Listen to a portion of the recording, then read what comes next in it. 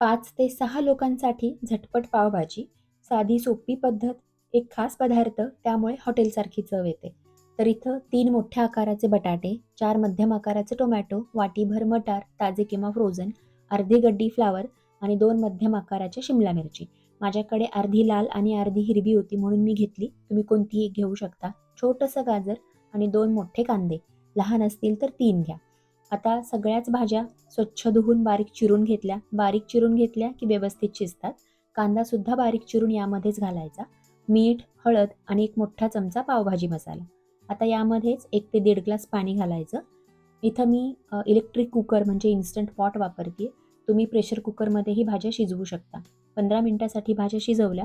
Pressure कुकरमध्ये शिजवणार असाल तर 3 ते 4 शिट्ट्या करून घ्या.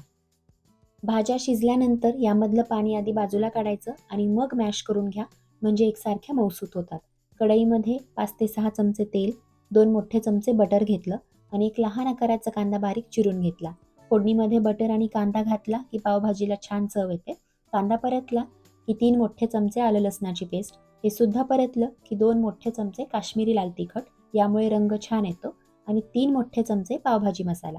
त्यासोबतच 1 चमचा दालचिनीची पावडर किंवा दालचिनी पूड घेऊ शकता. त्यामुळे पावभाजीला चव आणि फ्लेवर अगदी हॉटेलमधल्यासारखाच येतो.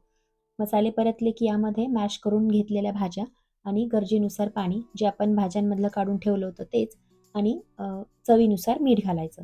झाकण ठेवून 5 ते 6 मिनिटासाठी शिजवून घ्या. झाकण ठेवून शिजवा, कारण पावभाजी फार चटचट उडते, चटका बसू शकतो. 5 ते 6 मिनिटानंतर बटर लावून भाजलेले पाव, कांदा, लिंबू, कोथिंबिरीसोबत गरमागरम पावभाजी सर्व्ह करा.